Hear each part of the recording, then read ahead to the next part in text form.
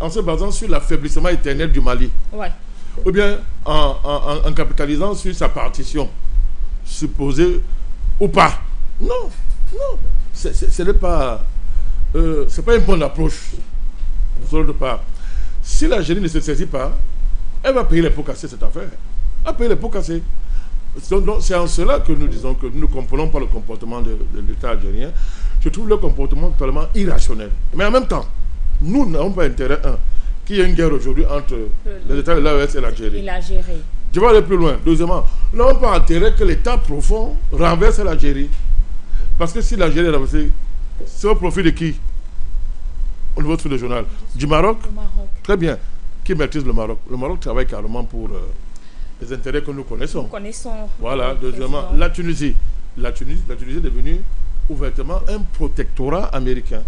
Je ne parle même pas de la Mauritanie, qui est aujourd'hui, comme l'Algérie, un État qui travaille contre l'AES clairement.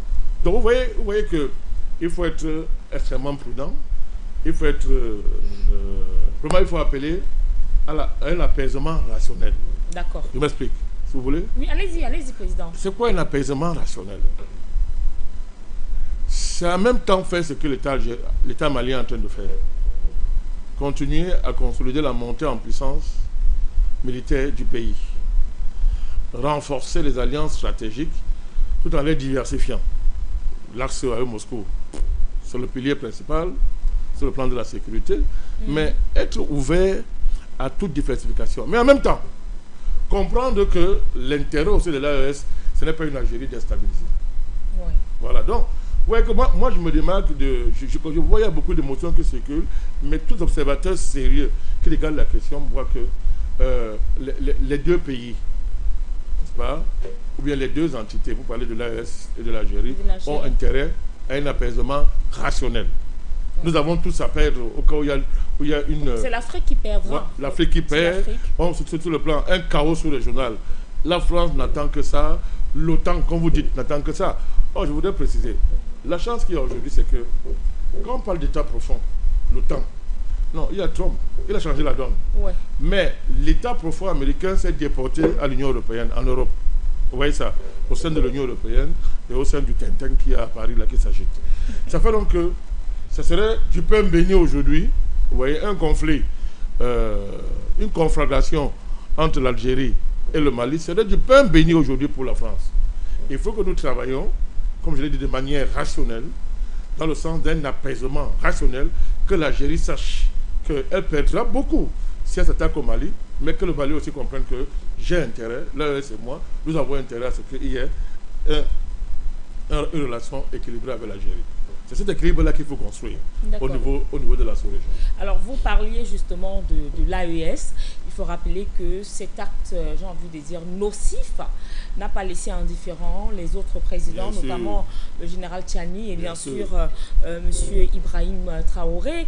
Et donc, pour eux, c'est une riposte diplomatique également qu'ils ont envoyée au travers d'un communiqué où, on le sait, hein, ils avaient créé par le passé cette association militaire. Bien sûr, l'alliance de Liptako Gourma.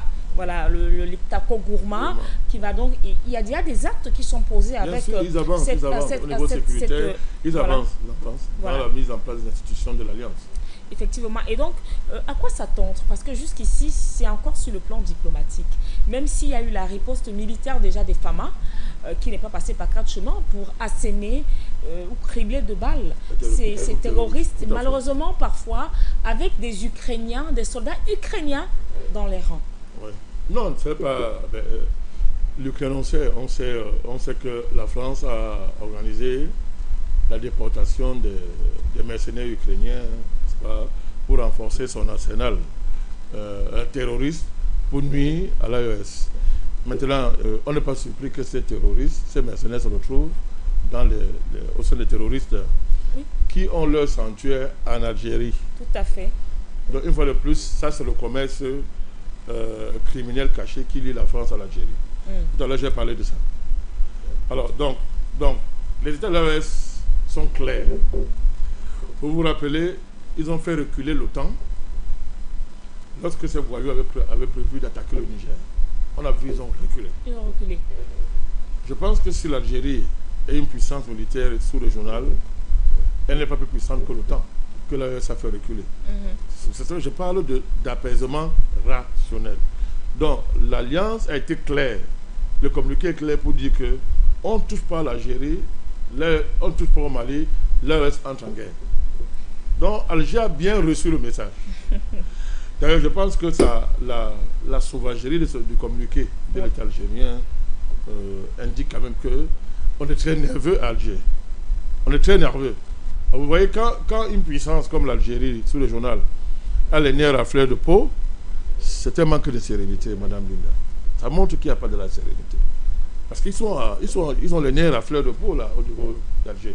C'est vrai qu'à Bamako, ici, on a tapé fort. Ouais. Au niveau des communiqués, quand on dit que l'État algérien est le parrain du terrorisme, bon, dans le Sahel, on a tapé fort, même s'il y a des éléments pour le dire. Mais le communiqué de l'État algérien montre que ils ont les nerfs à fleur de peau. Simplement, l'Alliance a réaffirmé son sérieux, l'AES a réaffirmé son sérieux, et le fait qu'il y a une alliance sécuritaire, parlons comme ça, qui lie ces trois États, et qu'attaquer un des États, s'attaquer les trois États, l'Algérie devait réfléchir à 4 fois avant de croire qu'une escalade sera en sa faveur.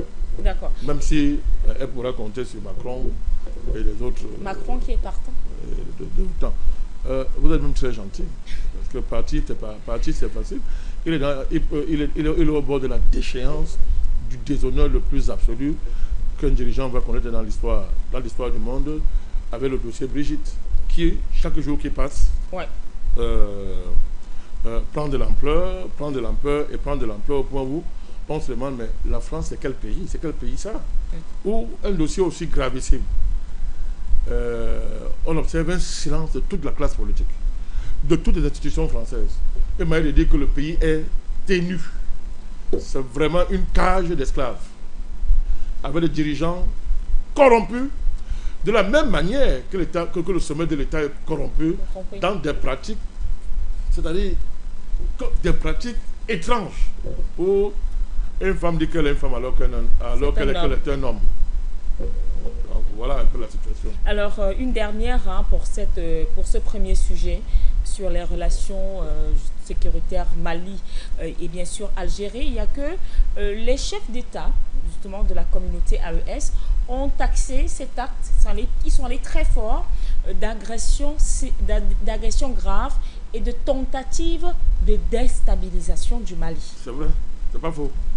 Puisque je vous dis, il est établi que l'Algérie, depuis très longtemps, c'est pas aujourd'hui, l'Algérie héberge les terroristes. Quand ils sont traqués, ils ont 2 endroits où ils vont se cacher.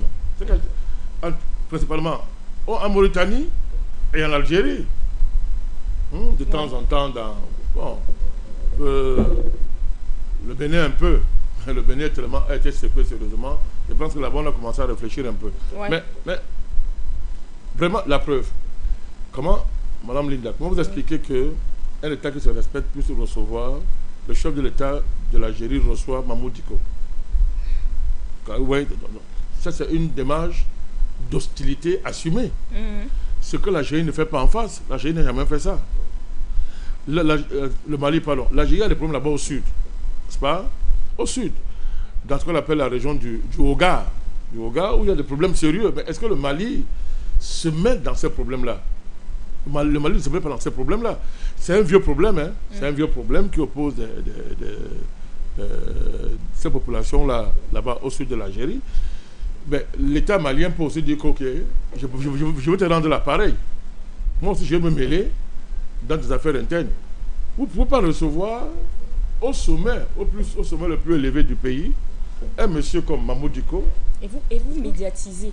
Mais c'est une façon de narguer l'État malien. Non, donc c'est plus caché. L'Algérie est dans une démarche de déstabilisation de l'État malien. C'est clair et net.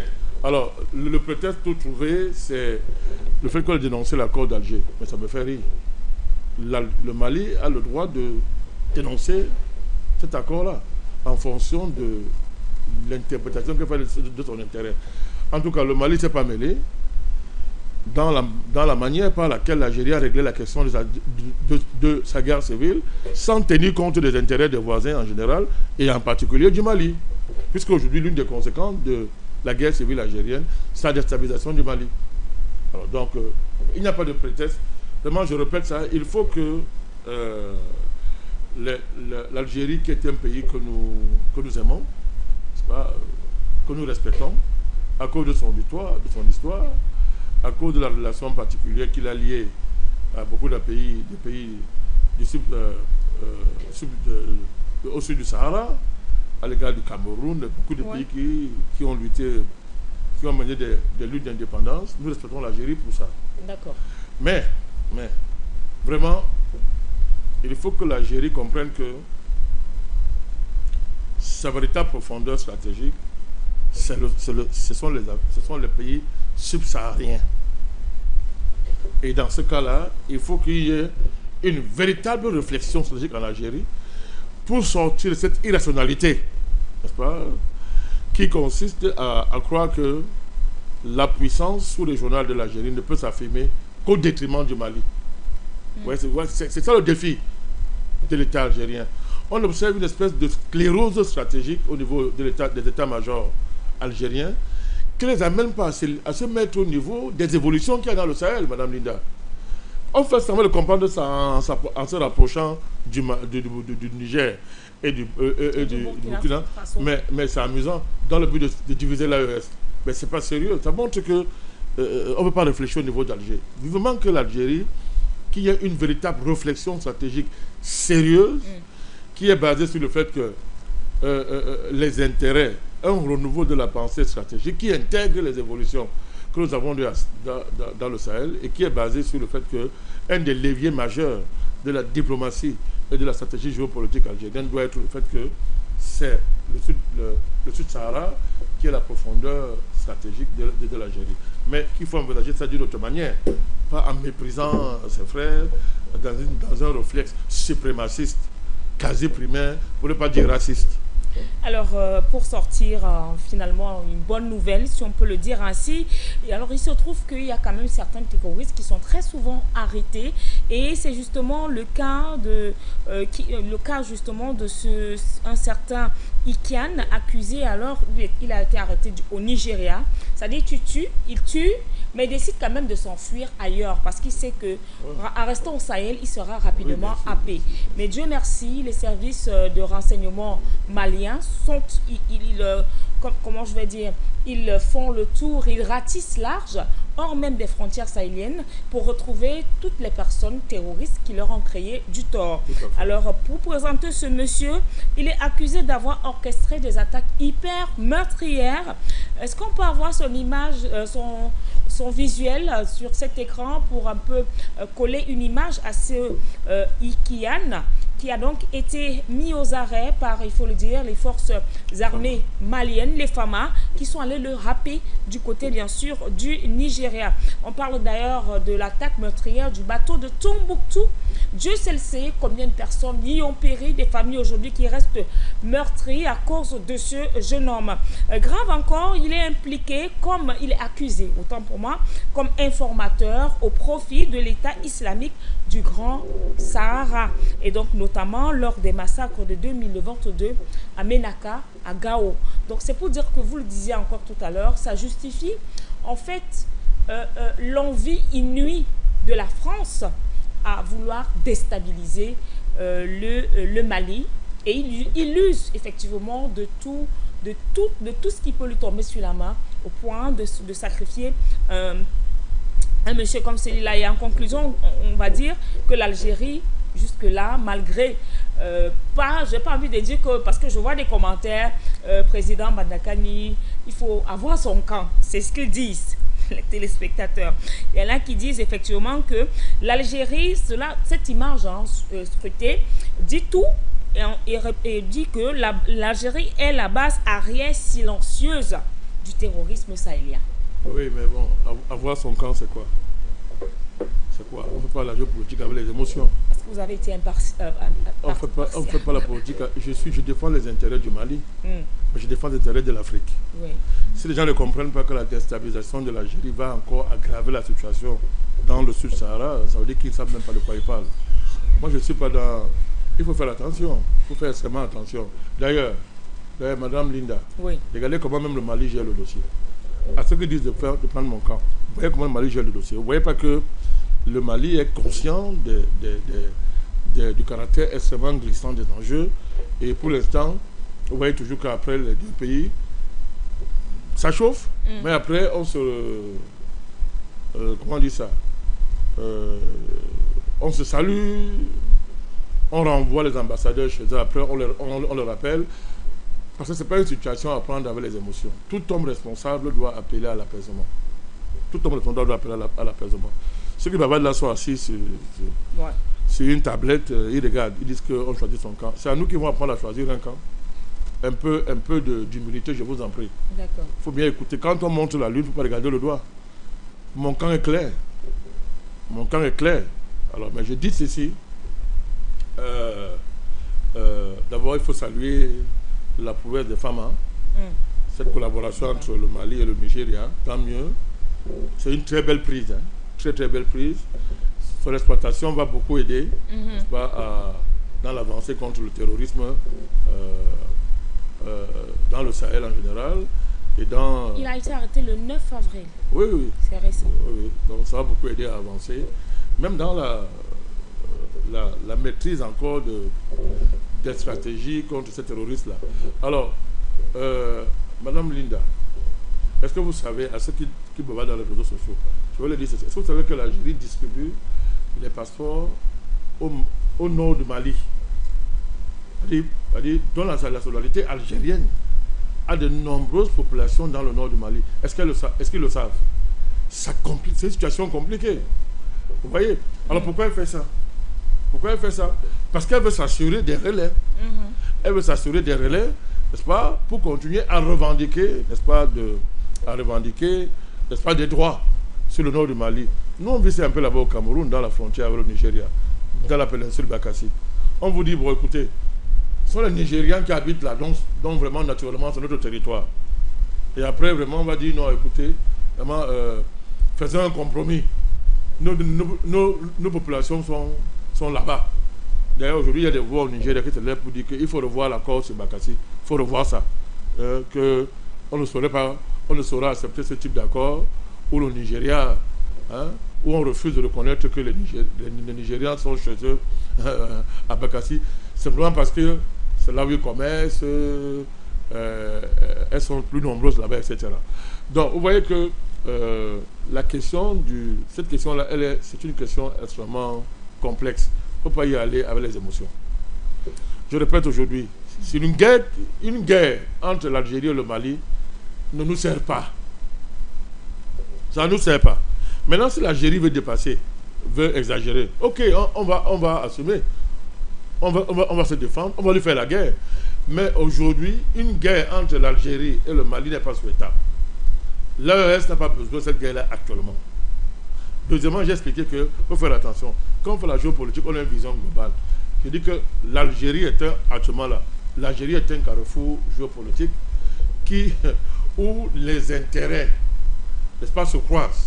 Intérêt de l'AES avec la Russie, intérêt de la Russie avec l'Algérie. J'espère qu'ils savent tout ça. Ils savent ça. Et là, qui a intérêt à faire ça? On n'a pas intérêt à faire ça.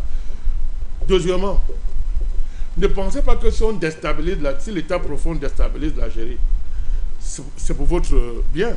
Quand la Libye est tombée, c'était pour en Afrique du Nord, mais quel était le projet derrière? On a bien vu que c'est Sahel qui a été visé.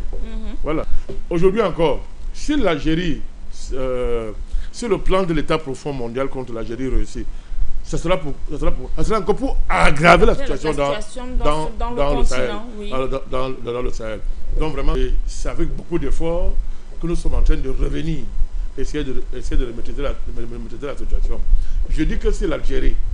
Ils se défendront et on sera tous derrière eux. Mais si on peut éviter une escalade, il faut mieux l'éviter. Et moi, je pense que l'Algérie n'est pas folle. Elle est rationnelle. Elle sait très bien qu'elle n'a pas intérêt aujourd'hui à déclencher un conflit direct avec l'AES. C'est pour ça qu'elle essaie de diviser l'AES en mettant d'un côté le Niger, le Burkina. parlons comme elle, des putschistes fréquentables et des putschistes infréquentables de l'AES. Ou bien si on va parler avec un pays de l'AES, parce que l'Alliance n'interdit pas les actions bilatérales entre les États, ou si on parle avec un pays de l'AES, il ne faut pas croire qu'on va réussir à opposer ce pays-là aux deux autres. Parce que le traité de l'Alliance est clair. Le traité est clair.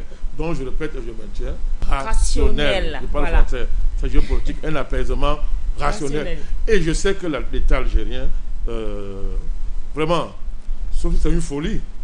Et dans ce cas-là, il va recevoir la riposte qu'elle mérite. Mais c'est un État qui, quand même, a des personnes qui peuvent réfléchir à un moment donné et dire que, bon, attention, faisons gaffe ici. Alors, pour sortir de ce sujet, je vais quand même donner lecture parce qu'il y a tellement de messages sur la toile, mais en rappelant effectivement que dans disons, à 22h, le standard sera ouvert pour vous permettre de réagir directement et pourquoi pas de poser vos préoccupations au président Bandakani, le président du NMP, le nouveau mouvement populaire. Et donc, il y a déjà Ngon Betty qui dit, président, détruire un drone malien sur le territoire malien est un acte de guerre. Voilà. Il faut donc arrêter avec la politique. Il s'agit là de la survie de l'Afrique. Le terreau, bien sûr, algérien sont des colonisateurs. Les terreaux algériens sont des colonisateurs. Ce ne sont pas des Africains. Ils se sont appropriés notre terre. L'AES ne transira pas jamais avec l'État terreau algérien. Il faut, c'est toujours Ngambeti, hein, qui dit qu'il faut choisir son camp. Et son camp, c'est ce que je vous disais tout à l'heure, choisir son camp. Je crois que le président a répondu, a apporté des éclaircies sur cette pensée en disant que le monsieur a précisé, hein, vous êtes africain, vous êtes noir, donc faites le bon choix. L'Algérie, monsieur, l'Algérie aussi fait partie du continent. Rappelons-lui les termes de communiqué de l'État malien. L'État malien a parlé d'un acte, vous vous rappelez le communiqué de l'État malien? Un acte hostile. Très hostile. Ils n'ont pas dit acte de guerre, ils auraient pu le dire. Ouais. Parce que l'État malien est responsable. C'est très facile de s'asseoir derrière un clavier et prendre des positions émotionnelles comme celle-là. Voilà. L'État malien lui-même dit que c'est un acte d'hostilité grave. Il ne dit pas que c'est un acte de guerre. Mais toi, tu as dit, tu dis que c'est un acte de guerre. Il ne faut pas être plus réaliste que le roi. Voilà. Alors là, effectivement, il y a un téléspectateur qui fait savoir qu'on se demande toujours pourquoi Alger s'accroche à cet accord. On dirait qu'il y a un intérêt. Bizarrement. Il y a l'intérêt. Voilà. Je l'ai expliqué. Le président l'a expliqué tout à l'heure. Il y a de gros intérêts là-dedans. Et puis il y a M. Antoine qui nous dit, président, salut, ce sont des félicitations, au garde à vous, je vous suis, one down, up down, et toujours on survit. Pan-African Media, ensemble, nous vaincrons, parlant justement de médias. Afrique Média. Et puis il y a également Nefertiti qui revient. 2 entreprises françaises viennent de signer un gros contrat en Algérie. Bizarre pour ceux qui dit bizarre pour ceux qui s'insultaient il y a quelques jours. Le plus simple, c'est de demander à tous ces Maliens qui sont devenus Algériens de rentrer chez eux. Chacun reprend donc ses migrants et la messe est dite. Oui, je vous ai parlé. L'Algérie distribue la nationalité aux Maliens, les donne les passeports, la nationalité aux Maliens du Nord. Pourquoi? Parce que c'est une manœuvre visant à fabriquer des populations, n'est-ce pas, qui serviraient de prétexte à l'Algérie pour continuer à faire ces manœuvres. Donc, il faut régler ces questions-là rapidement. Et voilà, nous allons continuer à dénoncer. Comme actuellement, là, il y a une opinion publique africaine qui existe. Je pense que l'Algérie voit très bien que elle se met à dos une grande partie de l'opinion panafricaniste, de l'opinion afro-mondiale. Elle se met à dos une grande partie de l'opinion afro-mondiale et que vraiment elle a intérêt à rectifier le tir. Madame Linda, les choses sont claires. L'histoire a un sens. Hein. Je répète et je dis, si l'Algérie simple rationalité géopolitique dans ses relations avec l'AES, tant pis pour l'Algérie. Nous avons dit tout à l'heure que l'intérêt de l'Algérie, c'est de consolider un axe Algérie-AES.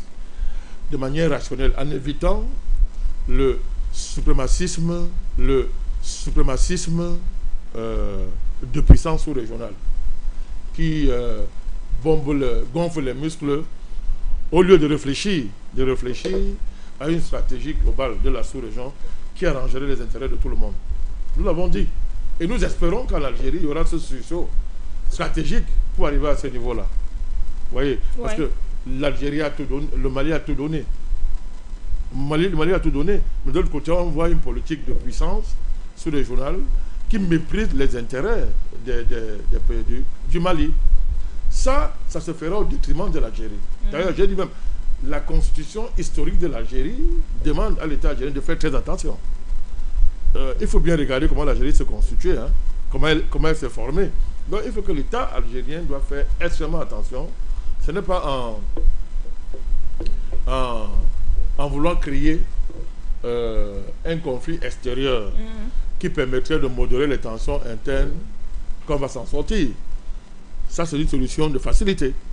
La véritable solution, je répète encore, c'est il faut qu'en Algérie, un axe une grande réflexion stratégique s'élève qui soit à la hauteur de ce qu'on a vu à la période des indépendances, où l'Algérie avait une approche vraiment extrêmement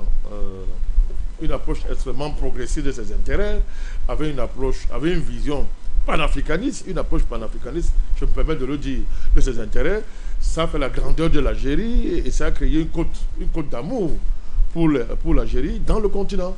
D'ailleurs, quand vous allez à l'Union africaine, pourquoi l'Algérie occupe une place particulière à l'Union africaine? Pourquoi l'Algérie est influente dans l'Union africaine? C'est à cause de ce passé où l'Algérie était pratiquement la Mecque, une certaine Mecque du tiers-mondisme. L'Algérie était un endroit où les mouvements de libération nationale se retrouvaient. Ces leaders se réfugiaient en passant l'UPC. Les leaders UPCistes étaient chez eux à Alger à un moment donné, comme au Soudan, à un moment donné. Donc, nous n'oublions pas tout ça. Il y en a qui sont émotionnels là. Moi, quand je parle, c'est en assumant toute l'histoire. Hein, toute l'histoire. Moi, je connais l'histoire de l'Algérie et du rôle que l'Algérie a joué à un certain moment donné dans la diplomatie progressiste, dans la diplomatie du tiers-monde à un moment donné. La grande période avec Bouteflika, 25 ans, faisait la fierté de tout un continent, tellement les prises de position de l'Algérie faisaient que les pays africains se reconnaissaient dans la diplomatie algérienne. Il faut qu'à l'heure actuelle, l'Algérie se réconcilie avec ce passé-là, en élevant une réflexion stratégique, je répète encore, qui prenne en compte les évolutions dans la sous-région. Si l'Algérie ne le fait pas, ça sera à ses dépens. Mais ce n'est pas une raison pour qu'on oublie que nous aussi, on n'a pas intérêt à ce que l'Algérie tombe. Parce que si l'Algérie tombe, il faut bien savoir qu'est-ce qui va en surgir. Et quand la Libye est tombée, c'est ça qui a abouti à la déstabilisation totale du Sahel et pratiquement de toute l'Afrique subsaharienne. Il nous faut éviter ce genre d'erreurs, il faut réfléchir, il faut éviter les émotions. Merci, Président. Alors, je vous offre quelque chose de bien à vous et aux téléspectateurs. Je n'attends que ça. C'est l'Algérie. C'est la mère de tous les problèmes du Sahel et du Sahara. Parce que tout simplement, quand on se pose la question, ouvrons le territoire algérien.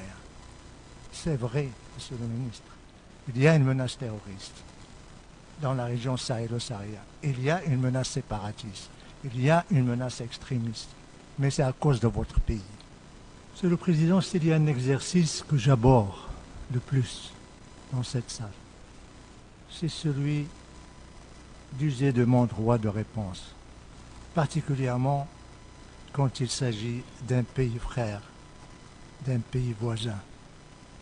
Mais comme on ne peut pas changer de voisin, on ne peut pas non plus rester sans réponse à des affirmations et à des contre-vérités. C'est pourquoi j'ai demandé ce droit de réponse pour corriger 3 contre-vérités et faire un commentaire. Son Excellence, le ministre des Affaires étrangères de l'Algérie, a déclaré ce matin que le Sahara doit être décolonisé. Je dois dire que l'Algérie doit se réveiller de son sommeil de l'ère de la guerre froide pour se rendre compte que le Sahara marocain est indépendant dans le cadre de son intégration à la mère patrie, le